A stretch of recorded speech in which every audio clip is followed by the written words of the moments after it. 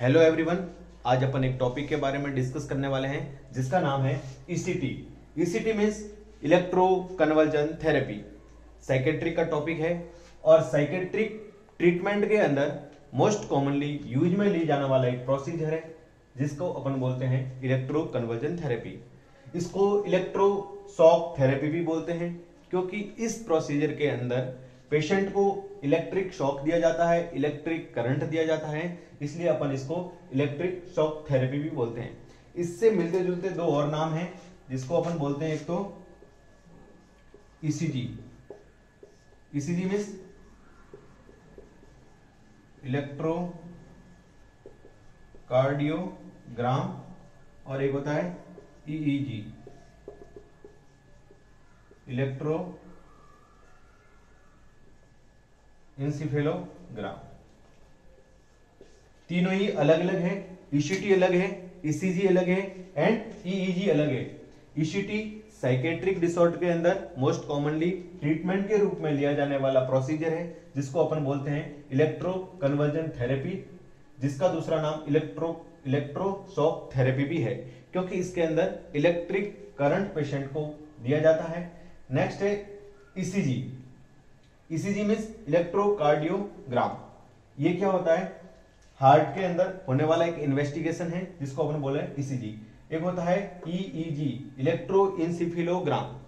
इलेक्ट्रोइंसिफिलोग्राम होता है जो ब्रेन के डिसऑर्डर है, ब्रेन के फंक्शन को पता करने के लिए एक प्रोसीजर अपन काम में लेते हैं जिसका नाम होता है ईईजी। तो आज जो अपन पढ़ने वाले हैं, आज जो टॉपिक डिस्कस करने वाले हैं उसका नाम है ईसीटी, इलेक्ट्रो कन्वर्जन थेरेपी। तो अपन 1 बाय 1 पॉइंट के अंदर अपन डिस्कस करने वाले हैं कि ईसीटी क्या हो। तो सबसे पहले अपन बात करेंगे इंट्रोडक्शन, ईसीटी का इंट्रोडक्शन। तो ईसीटी क्या है? तो ईसीटी ये मेडिकल, एक तरह का मेडिकल क्या है? मेडिकल ट्रीटमेंट है। इसी को अपन एक मैकेनिकल ट्रीटमेंट भी बोलते हैं। तो ECT is a medical and mechanical treatment जो मोस्ट कॉमनली किसके अंदर यूज किया जाता है? साइकेट्रिक पेशेंट्स के अंदर। किसके अंदर यूज किया जाता है? साइकेट्रिक पेशेंट के अंदर। यदि कोई पेशेंट है जो साइकेट्रिक डिसऑर्डर से सफर कर रहा है, उसको किसी भी तरह का साइकेट्रिक डिसऑर्डर हो रखा है, तो उसको सबसे पहले उसको ट्रीट किया जाता है थ्रू द साइकोथेरेपी, साइकोफार्मेकोलॉजी। इसको साइकेट्रिक मेडिकेशन दी जाती है और अगर उसके बाद में भी अगर पेशेंट के अंदर किसी टाइप का अगर इंप्रूवमेंट नहीं आता है, कोई सिम्टम्स डिक्रीज नहीं होते या सिम्टम्स में कोई इंप्रूवमेंट नहीं आता है, तो देन अपन नेक्स्ट प्रोसीजर होता है उसको अपन बोलते हैं ईसीटी। ईसीटी दी जाती है और ईसीटी क्या होती है? पेशेंट के अंदर एक पर्टिकुलर टाइम पीरियड के अंदर, पर्टिकुलर अमाउंट के अंदर, पर्टिकुलर वोल्टेज और एम्पीरियर के अंदर पेशेंट के ब्रेन के अंदर एक इलेक्ट्रिक करंट को पास किया जाता है और उसके थ्रू पेशेंट के अंदर क्या आते हैं? कन्वर्जन आते हैं। इसलिए अपन इसको क्या बोलते हैं? Electro conversion therapy. और पेशेंट के अंदर कन्वर्जन को क्या किया जाता है? प्रोड्यूस किया जाता है और इसी थेरेपी को अपन बोलते हैं electro conversion therapy. ECT is discovered by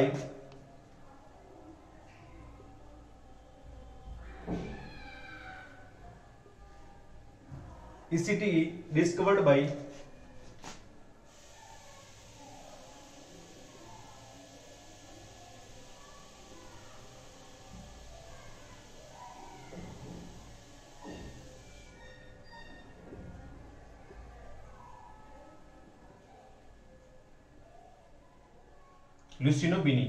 तो ईसीटी की जो डिस्कवरी है, ईसीटी की जो खोज है, वो किसके द्वारा की गई थी? यूगो कर्लेटाई एंड लुसिनो बीनी। कब? 1938 के अंदर। बहुत ही इंपॉर्टेंट पॉइंट है कि डिस्कवरी की खोज यूगो कर्लेटाई और लुसिनो बेनी, जो एक मेंटल हॉस्पिटल में काम करने वाले दो इंसान थे, उनके द्वारा ईसीटी की खोज की गई 1938 के अंदर। पॉइंट क्लियर है? नेक्स्ट पॉइंट अपन बात करते हैं ईसीटी की डेफिनेशन के बारे में कि इस पॉइंट डेफिनेशन की। तो ईसीटी की डेफिनेशन क्या है?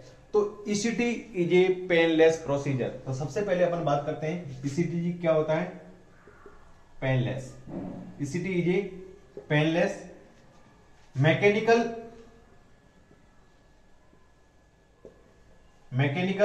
And electrical therapy. ECT is a painless mechanical and electrical therapy in which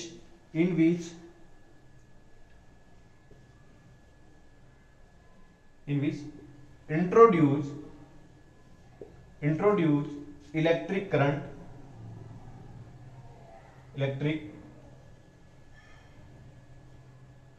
and produce convulsion.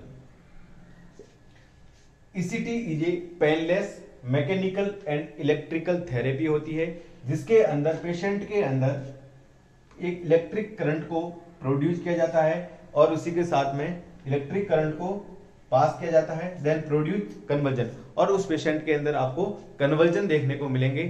इसको अपन बोलते हैं ECT, electro conversion therapy. Clear है डेफिनेशन। नेक्स्ट पॉइंट है प्लेसमेंट ऑफ इलेक्ट्रोड्स, कि अगर पेशेंट को ECT दी जाती है तो जो इलेक्ट्रोड होते हैं मशीन के वो पेशेंट के कौन सी लोकेशन के ऊपर अपन को प्लेस करने हैं। तो अपन बात करते हैं ECT। अगर जब अपन आगे टाइप्स ऑफ ECT पढ़ेंगे तो ECT 2 टाइप की होती है। Number 1 unilateral and bilateral. Unilateral and bilateral. Unilateral के अंदर पेशेंट को एक साइड से करंट दिया जाता है और बाइलेटरल के अंदर पेशेंट को दोनों तरफ से करंट दिया जाता है। तो मोस्ट कॉमनली यूज में ली जाने वाली जो ECT है वो है बाइलेटरल। तो जो इलेक्ट्रोड का जो प्लेसमेंट होता है वो होता है जो पेशेंट की आई होती है और ये है ईयर, और ये है ईयर ट्रगस। अगर पेशेंट की आई का जो आउटर कैंथस होता है, ये आउटर कैंथस है, अगर यहां से अपन एक स्ट्रेट लाइन खींचे और वो लाइन यहां जाके अगर ईयर ट्रगस पे मिलती है तो इस लाइन के मिड पॉइंट से 3 सेंटीमीटर ऊपर यहां पे इलेक्ट्रोड को प्लेस किया जाता है और इसको अपन बोलते हैं बाइटेम्पोरल रीजन।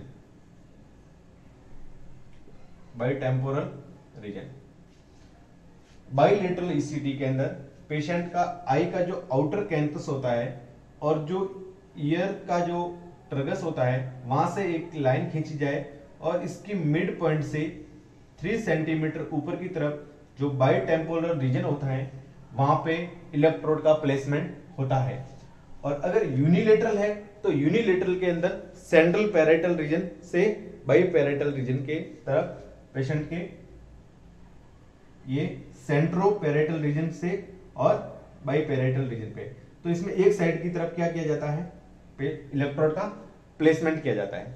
नेक्स्ट अपन बात करने वाले हैं कि पेशेंट के अंदर कितना करंट, पेशेंट को इस प्रोसेस के दौरान कितना करंट दिया जाता है, कितने वोल्टेज। तो नेक्स्ट पॉइंट है अमाउंट ऑफ करंट, कि इस प्रोसीजर के अंदर पेशेंट को कितना करंट दिया जाता है। इस थेरेपी के अंदर पेशेंट को कितनी इलेक्ट्रिसिटी करंट वोल्टेज के अंदर दी जाती है, और अगर एम्पियर के अंदर देना है तो अपन कितने एम्पियर तक इसको करंट देते हैं। तो अगर वोल्टेज के अंदर देना है तो वोल्टेज के अंदर अपन करंट देते हैं 70 to 130 वोल्ट, 70 to 130 वोल्ट। और अगर मोस्ट कॉमन अगर एक ही वर्ड के अंदर आंसर देना है तो 110 वोल्ट, 110 वोल्ट। और अगर एम्पियर के अंदर देना है करंट तो 200 to 1600 मिली एम्पियर। और अगर मोस्ट कॉमनली जो दिया जाता है वो दिया जाता है 800 मिली एम्पियर। और इस करंट को देने का जो टाइम पीरियड होता है वो टाइम ड्यूरेशन, अगर अपन ड्यूरेशन की बात करें तो ड्यूरेशन होता है 0.6 सेकंड से 1 सेकंड। ये बात कर रहे थे अपन अमाउंट ऑफ करंट की, कि यदि ईसीटी पेशेंट को दी जा रही है तो उस पेशेंट को कितने वोल्टेज का करंट दिया जाता है। तो उस वोल्टेज के अंदर most commonly 70 to 130 volt use किया जाता है, मोस्ट कॉमनली 110 वोल्ट। अगर एम्पियर के अंदर करंट दिया जा रहा है तो 200 से 1600 milli ampere, most commonly 800 milli ampere. और जो टाइम ड्यूरेशन होता है ईसीटी देने का तो वो होता है 0.6 से 1 सेकेंड। तीनों ही इंपॉर्टेंट पॉइंट है, तीनों ही एग्जाम के अंदर पूछे गए क्वेश्चन है कि यदि पेशेंट को, एक साइकेट्रिक पेशेंट को ईसीटी दी जा रही है तो मोस्ट कॉमनली कितने वोल्ट का करंट दिया जाता है और कितने टाइम ड्यूरेशन तक दिया जाता है। तो वोल्ट के अंदर 110 आंसर है, और यदि टाइम पूछे टाइम ड्यूरेशन तो 0.6 से 1 सेकेंड का टाइम।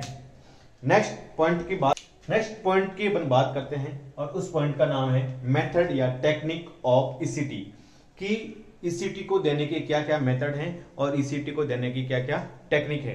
तो मोस्ट कॉमनली जो टेक्निक है वो 2 टाइप से दी जाती है, 2 type. Number 1 direct ECT, number 2 indirect ECT. Direct ECT और इनडायरेक्ट ईसीटी। तो सबसे पहले अपन बात करेंगे डायरेक्ट ईसीटी की।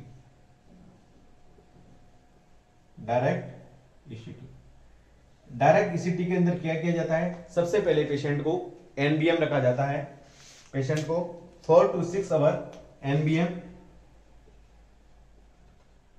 एनबीएम फॉर 4 to 6 आवर, 4 से 6 घंटे के लिए पेशेंट को एनबीएम रखा जाता है।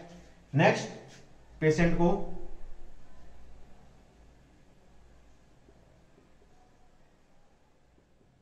एट्रोपिन दिया जाता है। एट्रोपिन मेडिकेशन होती है, ये किस लिए दी जाती है, टू डिक्रीज सिक्रेशंस,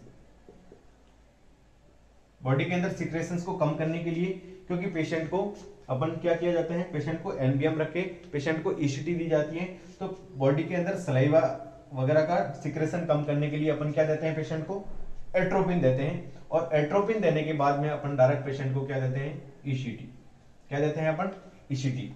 तो ये है सीक्वेंस, पेशेंट को एनबीएम रखना है 4 to 6 आवर के लिए, उसके बाद में पेशेंट को एट्रोपिन देना है फॉर डिक्रीज सिक्रेशन या सलाइवा के सिक्रेशन को कम करने के लिए, और उसके बाद में पेशेंट को क्या दी जाती है, ईसीटी दी जाती है। तो ये था क्या, डायरेक्ट ईसीटी। नेक्स्ट अपन बात करते हैं इनडायरेक्ट ईसीटी के बारे में। नेक्स्ट किसके बारे में बात करते हैं, इनडायरेक्ट ईसीटी के बारे में। अपन टाइप 2 की बात करते हैं जिसका नाम है इनडायरेक्ट ईसीटी, और इनडायरेक्ट ईसीटी को ही एक और नाम से जाना जाता है जिसका नाम है modified ECT. Modified ECT, indirect ECT is also known as the modified ECT. इसके अंदर अपन को सीक्वेंस पता रखना है कि सबसे पहले डायरेक्ट ईसीटी के अंदर पहले पेशेंट को एनबीएम रखा 4 to 6 आवर, उसके बाद में पेशेंट को एट्रोपिन दिया और उसके बाद में पेशेंट को ईसीटी दिया। मोस्ट कॉमनली आजकल हॉस्पिटल प्रैक्टिस के अंदर यूज की जाने वाली ईसीटी इनडायरेक्ट ईसीटी है, और इसका जो सीक्वेंस है, तो सबसे पहले पेशेंट को क्या किया जाता है, एनबीएम रखा जाता है, पेशेंट को NBM for 4 to 6 hour, 4 to 6 hour patient को एनबीएम रखा जाता है। उसके बाद में पेशेंट को एट्रोपिन सल्फेट,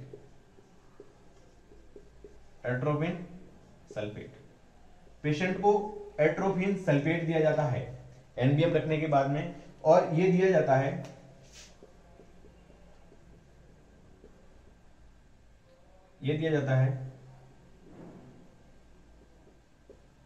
ईसीटी देने के आधे घंटे पहले, before half an hour before ECT. Atropine sulphate का काम होता है डिक्रीज सिक्रेशंस, और इसका ये बेनिफिट है कि ये किस चीज से रोकता है, प्रिवेंट एस्पिरेशन,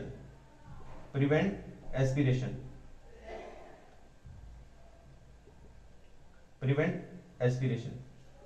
प्रिवेंट एस्पिरेशन क्यों रोकना है? क्योंकि आगे जाके अपन पेशेंट को क्या देने वाले हैं, नेक्स्ट पॉइंट के अंदर अपन देने वाले हैं पेशेंट को एनेस्थेसिया। क्या देने वाले हैं? Anaesthetic agent, anaesthetic agent, anaesthetic agent. और इस एनेस्थेटिक एजेंट के अंदर जो मोस्ट कॉमन रूप से यूज में लिया जाता है उसका नाम है थायोपेंटॉन, थायोपेंटॉन सोडियम या फिर प्रोपोफॉल, प्रोपोफॉल, प्रोपोफॉल। पेशेंट को एनबीएम रखना है 4 to 6 आवर के लिए। उसके बाद में एट्रोपिन सल्फेट देना है half an hour before the ECT to decrease secretion. और ये क्या करता है? एस्पिरेशन से प्रिवेंट करता है। नेक्स्ट अपन उसके बाद में अपन क्या देने वाले हैं पेशेंट को? थायोपेंटॉन सोडियम या प्रोपोफॉल, जो एक एनेस्थेटिक एजेंट होता है। ये क्यों दी जाता है? इसका जो बेनिफिट होता है वो होता है prevent anxiety, prevent anxiety. Patient को प्रोसीजर से पहले अगर पेशेंट को ईसीटी देने वाले हैं तो आप उसको प्रोसीजर को जब एक्सप्लेन करोगे तो पेशेंट को क्या हो जाएगी? एंजाइटी हो जाएगी, क्योंकि पेशेंट को पता चलेगा कि उसकी ब्रेन के अंदर उसको इलेक्ट्रिक करंट दिया जा रहा है। तो उस पेशेंट को एंजाइटी से प्रिवेंट करने के लिए अपन थायोपेंटॉन सोडियम या प्रोपोफॉल एनेस्थेटिक एजेंट के रूप में यूज करते हैं। नेक्स्ट पॉइंट के अंदर अपन देने वाले हैं पेशेंट को muscles relaxant, muscles relaxant, muscles relaxant.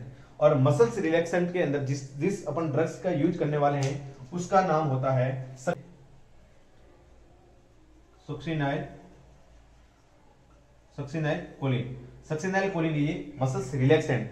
और ये मसल्स रिलैक्सेंट क्यों देते हैं? To prevent fracture, to prevent fracture. अगर पेशेंट को अपन करंट देने वाले हैं तो पेशेंट के अंदर क्या आने वाले हैं? कन्वर्जन आने वाले हैं। और कन्वर्जन आएगा तो पेशेंट की बॉडी के अंदर क्या होगा? मूवमेंट होगा। और मूवमेंट होगा तो पेशेंट के अंदर क्या हो सकता है? पेशेंट की बॉडी के अंदर फ्रैक्चर हो सकता है, जॉइंट डिस्लोकेशन हो सकता है, जॉइंट डिस्लोकेशन हो सकता है, हिप डिस्लोकेशन हो सकता है। तो उस कंडीशन के अंदर अपन क्या देते हैं पेशेंट को? उससे प्रिवेंट करने के लिए पेशेंट को अपन देते हैं मसल्स रिलैक्सेंट। तो ये था इनडायरेक्ट ईसीटी या मॉडिफाइड ईसीटी। अपन डायरेक्ट या डायरेक्ट ईसीटी के अंदर पेशेंट को अपन क्या करते हैं? एनबीएम रखते हैं। एनबीएम रखने के बाद में पेशेंट को अपन एट्रोपिन सल्फेट देते हैं। और एट्रोपिन सल्फेट देने के बाद में पेशेंट को क्या देते हैं? अपन ईसीटी देते हैं। लेकिन अगर अपन डायरेक्ट इनडायरेक्ट ईसीटी दे रहे हैं या मॉडिफाइड ईसीटी दे रहे हैं तो पेशेंट को जो सीक्वेंस होगा वो इस टाइप से होगा कि पेशेंट को 4 to 6 our before the procedure या बिफोर द ईसीटी पेशेंट को एनबीएम रखा जाएगा। और देन पेशेंट को अपन एट्रोपिन सल्फेट देंगे half an hour before the ECT. Atropine sulphate देने का जो पर्पज होगा वो होता है बॉडी के अंदर सिक्रेशन को कम करना है, सलाइवन सिक्रेशन को कम करेंगे।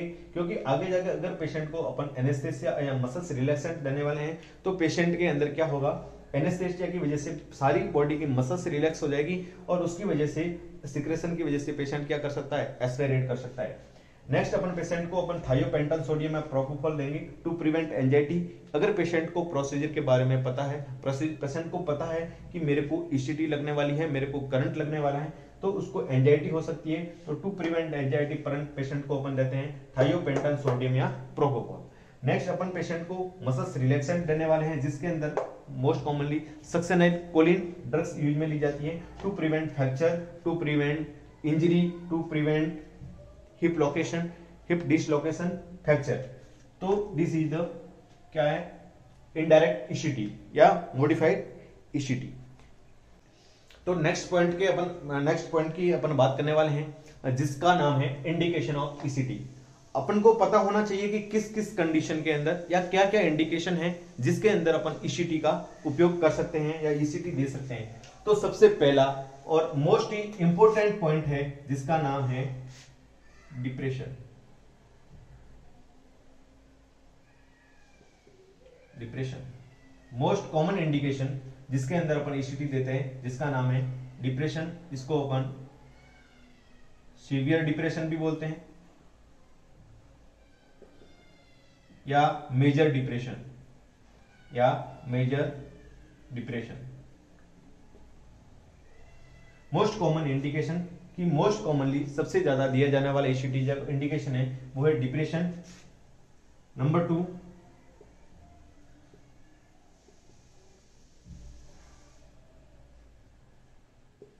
शिजोफ्रेनिया।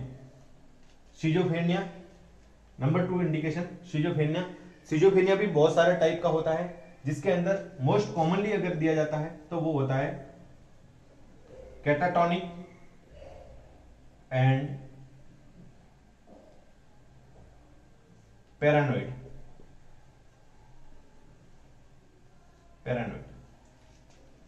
नंबर 2 अपन बात करें सिजोफ्रेनिया की, तो सिजोफ्रेनिया के अंदर भी ईसीटी किस किस में दी जाती है? Catatonic and paranoid.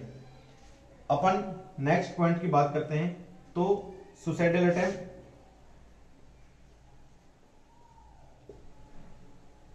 अगर कोई पेशेंट है वो बार बार सुसाइड अटेम्प्ट करने की कोशिश कर रहा है या अपने आप को बार बार हार्म करने की कोशिश कर रहा है, तो उस कंडीशन में भी अपन क्या देते हैं? ईसीटी देते हैं। Next mania. मेनिया अगर कोई पेशेंट है जो जिसका बहुत ही ज्यादा हाइपर एक्टिव पेशेंट है, बार बार लोगों को परेशान करता है, या मेनिया वाली कंडीशन है जिसकी मोटर एक्टिविटी बहुत ज्यादा बढ़ी हुई है, पेशेंट को क्या दूसरे लोगों को सोसाइटी को हार्मफुल है, नुकसान करता है, तो उस कंडीशन में भी अपन पेशेंट को क्या देते हैं? ईसीटी देते हैं। नेक्स्ट एक और इंडिकेशन है जिसका नाम है post partum depression. Post partum depression या साइकोसिस। पोस्टपार्टम साइकोसिस या postpartum depression. After the delivery कुछ पेशेंट, कुछ फीमेल्स डिप्रेशन के अंदर चली जाती है ड्यू टू लेबर प्रोसीजर की उसकी वजह से, तो उस कंडीशन के अंदर भी अपन क्या दे सकते हैं? पेशेंट को ईसीटी दे सकते हैं। तो ईसीटी के मोस्ट कॉमन इंडिकेशन डिप्रेशन, जिसके अंदर severe depression, major depression. Next schizophrenia, जिसके अंदर most commonly catatonic and paranoid schizophrenia.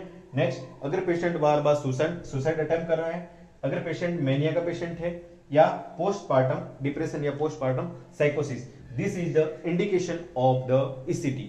Next point है कॉन्ट्रा इंडिकेशन ऑफ ईसीटी, जिसके अंदर अपन ईसीटी नहीं दे सकते हैं या उस कंडीशन के अंदर ईसीटी कॉन्ट्रा इंडिकेटेड होती है। तो नंबर 1 फर्स्ट ऑफ ऑल सबसे पहला जो पॉइंट है वो है इंक्रीज आईसीपी। यदि किसी पेशेंट के अंदर इंट्राक्रेनियल प्रेशर बढ़ा हुआ है तो उस कंडीशन के अंदर अपन पेशेंट को ईसीटी नहीं देते हैं, क्योंकि अगर पेशेंट को उस कंडीशन के अंदर ईसीटी देंगे, उसको यदि करंट दिया गया तो पेशेंट के अंदर और ज्यादा ब्रेन में और ज्यादा प्रेशर बढ़ सकता है और उसकी वजह से ब्लड वेसल रप्चर भी हो सकती है। Number two brain tumour. यदि पेशेंट को ब्रेन ट्यूमर है, यदि पेशेंट को किसी भी टाइप का ब्रेन ट्यूमर है, तो उस कंडीशन के अंदर भी पेशेंट के अंदर कॉन्ट्रा इंडिकेशन है। हाँ, यदि पेशेंट के अंदर ब्रेन ट्यूमर है तो उस कंडीशन के अंदर भी पेशेंट के अंदर ईसीटी कॉन्ट्रा इंडिकेटेड है। तीसरा नंबर 3 पॉइंट है वो है CVA. Number 3 point CVA, cerebro vascular accident. Cerebro vascular accident, यदि पेशेंट को सीवीए हो रखा है, this is also known as the stroke. यदि पेशेंट को स्ट्रोक है, सीवीए है, सेरेब्रो वास्कुलर एक्सीडेंट हो रखा है, तो उस कंडीशन के अंदर भी पेशेंट को अपन ईसीटी कॉन्ट्रा इंडिकेटेड है। नेक्स्ट बात करते हैं अपन, यदि पेशेंट को किसी भी टाइप का मेटेलिक इम्प्लांटेशन, यदि पेशेंट के अंदर किसी भी टाइप का मेटेलिक इम्प्लांटेशन हो रखा है, तो उस कंडीशन के अंदर भी पेशेंट को ईसीटी नहीं दे सकते हैं, क्योंकि अगर पेशेंट के अंदर ऑलरेडी मेटल है तो वो वहां से करंट फ्लो हो सकता है। जैसे कि अगर पेशेंट के अंदर हार्ट वॉल्व है, और कहें यदि पेशेंट के अंदर किसी बोन की सर्जरी हो रही है और उसके अंदर किसी भी टाइप की यदि प्लेट लगी हुई है, तो उस कंडीशन के अंदर भी पेशेंट को अपन ईसीटी नहीं दे सकते हैं। नेक्स्ट कंडीशन है वो है ग्लूकोमा। ग्लूकोमा मीन्स यदि पेशेंट का इंट्राओकुलर प्रेशर बढ़ा हुआ है, आईओपी बढ़ा हुआ है, तो उस कंडीशन के अंदर भी अपन पेशेंट को ईसीटी नहीं देते हैं। Next condition retinal detachment. Retinal detachment, इस कंडीशन के अंदर भी पेशेंट को ईसीटी कॉन्ट्रा इंडिकेटेड है। नेक्स्ट अपन बात करते हैं, नेक्स्ट पॉइंट के अंदर अपन बात करते हैं। नेक्स्ट, यदि पेशेंट को किसी भी टाइप का रेस्पिरेटरी प्रॉब्लम हो रही है, यदि पेशेंट को किसी भी टाइप की यदि रेस्पिरेटरी प्रॉब्लम है यानी कि पेशेंट को अस्थमा है, पेशेंट को टीबी है, उस कंडीशन में भी पेशेंट को ईसीटी नहीं देते हैं। क्यों नहीं देते हैं कि अगर मान लीजिए किसी पेशेंट को अस्थमा हो रखा है और अगर अपन पेशेंट को ईसीटी दे रहे हैं और उस कंडीशन में अगर अपन ने पेशेंट को एनेस्थेटिक एजेंट दे दिया या मस्कुलर रिलैक्सेंट दे दिया, तो उस कंडीशन के अंदर पेशेंट का रेस्पिरेटरी सेंटर क्या हो सकता है, डिप्रेस हो सकता है और पेशेंट को रेस्पिरेशन में प्रॉब्लम हो सकती है। यदि पेशेंट को अपन ने मसल्स रिलैक्सेंट दिया और डायफ्राम एक मसल्स की तरह काम करती है और यदि ये डायफ्राम रिलैक्स हो गया, इसने अगर काम करना कम कर दिया या बंद कर दिया, तो उस कंडीशन में भी पेशेंट को और ज्यादा रेस्पिरेशन के अंदर प्रॉब्लम हो सकती है। तो दिस इज ये पॉइंट है जो जिसके अंदर ईसीटी कॉन्ट्रा इंडिकेटेड है। इंक्रीज आईसीपी, यदि पेशेंट को आईसीपी बढ़ा हुआ है, पेशेंट को किसी भी टाइप का ब्रेन ट्यूमर है, पेशेंट को ब्रेन स्ट्रोक है या किसी भी तरह का बॉडी के अंदर मेटेलिक इम्प्लांट लगा हुआ है, पेशेंट को ग्लूकोमा हो रखा है या पेशेंट का रेटिनल डिटैचमेंट। रेटिनल डिटैचमेंट का मतलब होता है रेटिना अपनी जगह से डिटैच हो जाती है, वहां से अलग हो जाती है, उस कंडीशन को, या फिर रेस्पिरेटरी प्रॉब्लम, उस कंडीशन के अंदर पेशेंट ईसीटी क्या है, कॉन्ट्रा इंडिकेटेड है। पॉइंट के अंदर अपन बात करने वाले हैं कि कुछ कंडीशंस ऐसी होती है, कुछ डिसऑर्डर ऐसे होते हैं जिसके अंदर आप ईसीटी दे तो सकते हो लेकिन उसका कोई भी बेनिफिट नहीं है। जैसे कि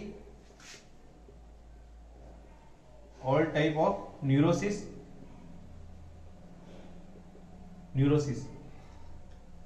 जब आप साइकेट्रिक डिसऑर्डर का क्लासिफिकेशन पढ़ते हैं तो साइकेट्रिक डिसऑर्डर 2 टाइप्स के होते हैं, साइकोसिस एंड न्यूरोसिस। तो जो भी न्यूरोसिस होते हैं, न्यूरोसिस में आने वाले जो भी डिसऑर्डर है उसके अंदर आप ईसीटी दोगे तो भी ईसीटी बेनिफिट नहीं होगी। नेक्स्ट अपन बात करते हैं कि यदि अपन पेशेंट को यदि सब्सटेंस एब्यूज, यदि पेशेंट है जो किसी भी टाइप का क्या कर रहा है, पेशेंट सब्सटेंस ले रहा है यानी कि किसी भी टाइप का नशा कर रहा है, अल्कोहल ले रहा है, ओपियोइड ले रहा है, और अगर उस कंडीशन के अंदर भी आप अगर ईसीटी दोगे तो उसका कोई भी रिजल्ट नहीं आएगा। नेक्स्ट अपन ने पढ़ा था एक सिजोफ्रेनिया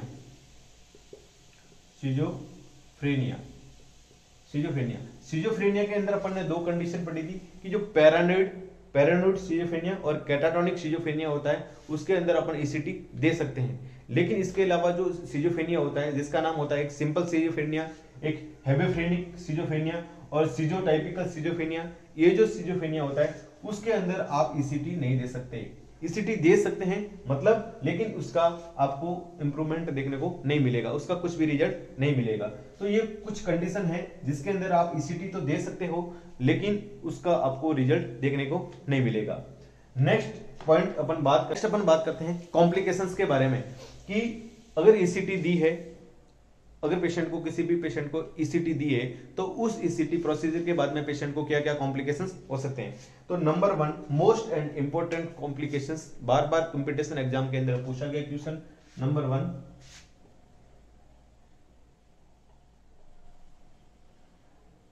रिट्रोग्रेड एमनेशिया। अगर पेशेंट को रिट्रोग्रेड एमनेशिया में मेमोरी लॉस होती है यानी कि इसको और कंफ्यूजन भी बोल सकते हैं, पेशेंट को थोड़े टाइम के लिए रिट्रोग्रेड एमनेशिया या कंफ्यूजन हो सकता है। This is the most common होने वाला कॉम्प्लिकेशंस इज रिट्रोग्रेड एमनेशिया या कंफ्यूजन। इसके अलावा पेशेंट को फ्रैक्चर हो सकता है,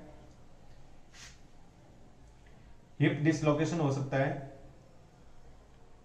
हिप डिसलोकेशन, जॉइंट डिसलोकेशन,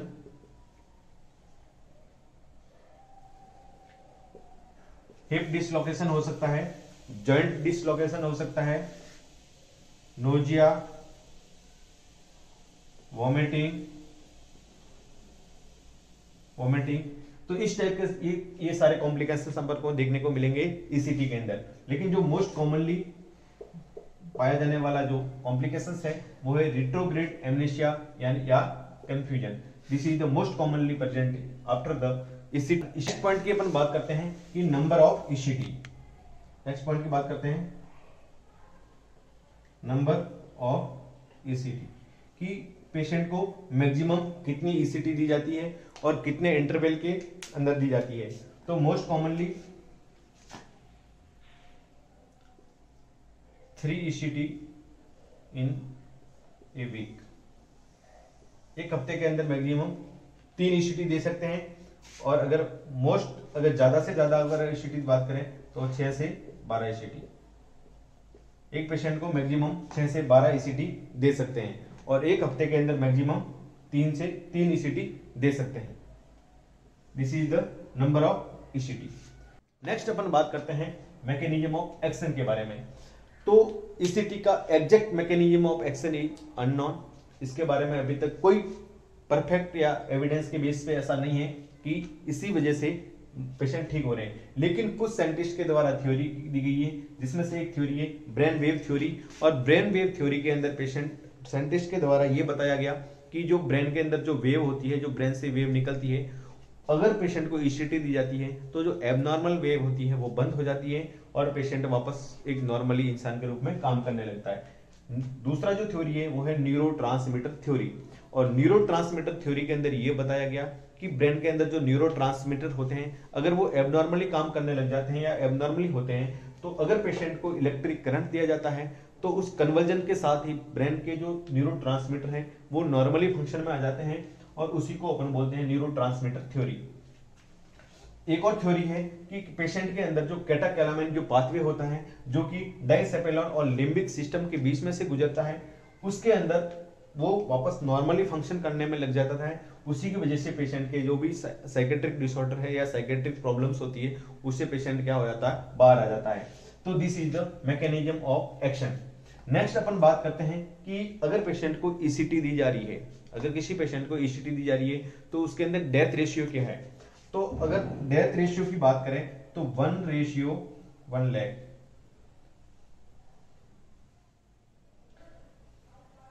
अगर एक पेशेंट को 4:1 lakh, कि अगर 1 लाख पेशेंट को अपन ईसीटी दे रहे हैं तो उसमें से 4 पेशेंट की डेथ हो सकती है। This is the death ratio of ECT, कि यदि किसी पेशेंट को 1 लाख पेशेंट को ईसीटी दी जा रही है तो उसमें से 4 पेशेंट की डेथ हो सकती है। This is the electro conversion therapy, ये टॉपिक था। ओके, थैंक यू, धन्यवाद।